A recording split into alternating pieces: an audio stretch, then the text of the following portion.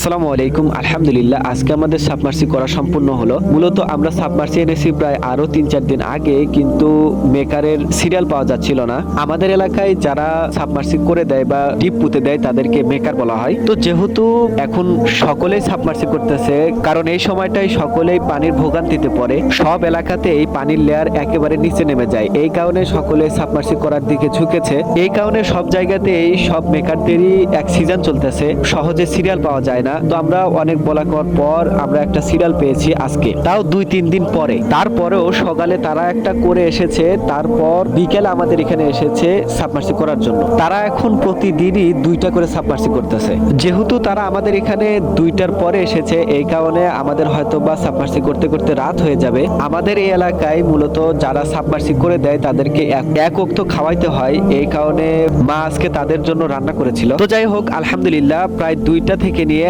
এখন বাজে প্রায় 7টা, 7:30টার মতো। এখন আমাদের সাবমার্সি করা সম্পূর্ণ হলো। আজকের ভিডিও এই পর্যন্তই। দেখা হবে ইনশাআল্লাহ নতুন কোনো ভিডিওতে। আর আমার ভিডিও ভালো লাগলে প্লিজ একটা শেয়ার করে দেবেন।